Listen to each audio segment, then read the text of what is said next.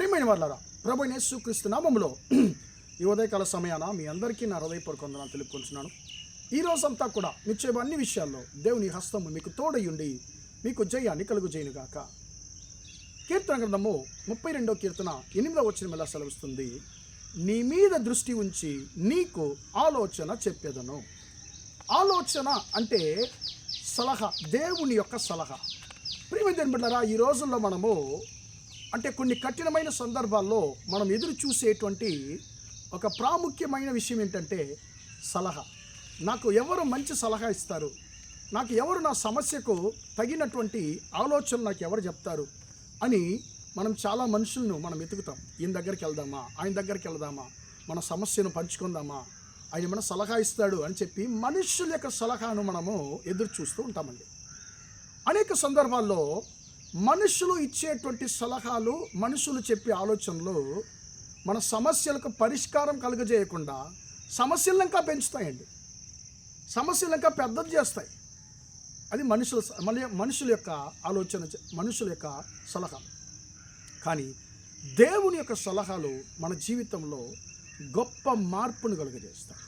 ప్రియమైన దేవుని బిడ్డలారా, ఈ రోజుల్లో దేవుని సలహా కన్నా మనుషుల యొక్క సలహాలనే మనం ఎక్కువగా తీసుకుంటున్నామండి. పరిశుద్ధ గ్రంథం ద్వారా దేవుడు మనతో మాట్లాడాలని నేను చాలాసార్లు ఇష్టపడినప్పుడు కూడా మనం దేవుని యొక్క స్వరాన్ని మనం వినకుండా, దేవుని యొక్క ఆలోచన మనం వినకుండా ప్రియమైన దేవుని బిడ్డలారా మనము అలా గడిచి వెళ్ళిపోతాం. మనుషులతో గంటల లెక్కల్లో మనము టైం స్పెండ్ చేస్తాం, కానీ దేవుడు నాతో ఏం మాట్లాడక ఇష్టపడుతున్నాడబ్బా అని చెప్పి మనం దేవునితో సమయం గడపడానికి, ఆయన యొక్క సలహాను తీసుకోవడానికి కూడా మనకు అసలు సమయం లేదండి ప్రియమైన దేవుని బిడ్డ. కాబట్టి మన జీవితాలు చాలాసార్లు సమస్యల్లో కొనసాగడానికి కారణం ఇదే. ప్రియమైన దేవుని బిడ్డలా, యేసుక్రీస్తు వారు అనేక సందర్భాల్లో అనేకులకు ఆయన ఆలోచన చెప్పాడు, సలహాలు ఇచ్చాడు. ఆ సలహాలు వారి సమస్యలకు అద్భుతకరంగా పరిష్కారాన్ని కలుగజేసినట్లుగా మనము చాలా సంగతులను పరిశుద్ధ గ్రంథంలో చూడగలమండి. ప్రియమైన దేవుని బిడ్డలారా, లూకా సువార్తలో అలాంటి ఒక సంఘటన మనము చదువుతున్నాం. పేతురు రాత్రంతా ప్రయాసపడుతున్నాడు, ఒక్క చేప కూడా దొరకలేదు. ప్రియమైన దేవుని బిడ్డలారా, రాత్రంతా ప్రయాసపడి ఓడిపోయినటువంటి ఒక అపజయముతో ప్రియమైన దేవుని బిడ్డలారా ఆయన తీరానికి మళ్ళీ తిరిగి వస్తున్నాడు. మనస్సులో దుఃఖము, ముఖములో బాధ, చేతులు, వలలు, దోణె అంతా ఒట్టిగా ఉంది, ఎంటీగా ఉంది, ఖాళీగా ఉంది, ఏమి లేదండి. ఇప్పుడు ఇంటికి బయలుదేరుతున్నాడు. ఆ అపజయముతో ఒట్టి చేతులతో ఉన్నటువంటి పేతురును యేసయ్య కలుసుకుంటున్నాడు.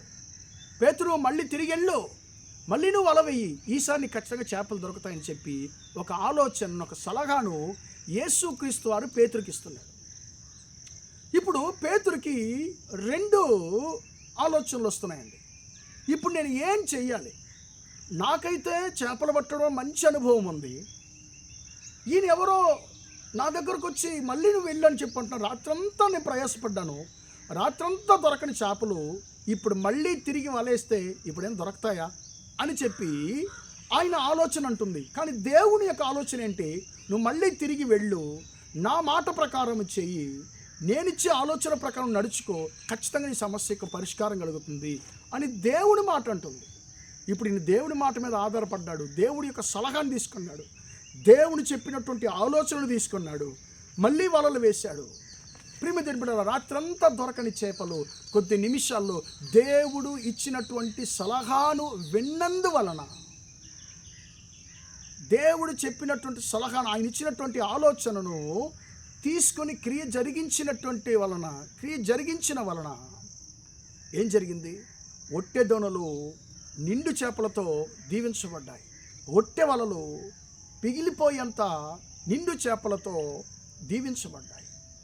సమస్యకు గొప్ప పరిష్కారం ఇక్కడ యేసయ్య యొక్క ఆలోచన, సలహా కలిగజేసింది. కాబట్టి మనము మనుషుల యొక్క సలహాను, మనుషుల యొక్క ఆలోచన కాదు, దేవుని యొక్క సలహాను, ఆయన చెప్పే ఆలోచనలు మనం తీసుకుని మనం క్రియ జరిగించినప్పుడు ఖచ్చితంగా మన సమస్యలకు పరిష్కారం దేవుడు కలుగజేస్తాడు. ప్రార్థన చేద్దామా? ప్రేమగల మా తండ్రి, దయగల దేవ, ఎంతవరకు మాటలు విన్న తండ్రి, నీ బిడ్డలను దీవించండి, ఆశీర్వదించండి. నీ మీద నా దృష్టి ఉంచి నీకు ఆలోచన చెప్పేదను తండ్రి, వాక్యం సెలవిచ్చిన ప్రకారము తండ్రి, నీ బిడ్డలో అయ్యా ఎలాంటి సమస్యలు ఉన్నారో, వారి సమస్యల నుండి తండ్రి వారు బయటపడడానికి తండ్రి మీరు మంచి ఆలోచనకర్తగా ఉండి తండ్రి మీ బిడ్డలకు మంచి ఆలోచనలు మీరు దయచేయమని ప్రార్థిస్తున్నాను.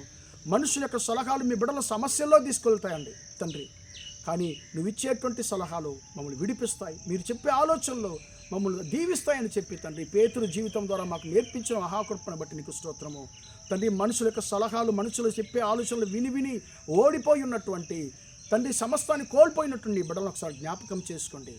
వారికి నువ్వే ఆలోచనకర్తగా ఉండి తండ్రి అయ్యా నీ బిడ్డలకు తగిన ఆలోచనలు ఇచ్చి తండ్రి మీ బిడ్డలను దీవించమని ప్రార్థిస్తున్నాను. ఈరోజంతా కూడా మా సహోదర సహోదరి చేసే అన్ని విషయాల్లో నీ హస్తం తోడుండి వారు ఆశీర్వదించమని యేసయ్య నామంలో ప్రార్థించి అడిగి వేడుకొంచున్నాను తండ్రి.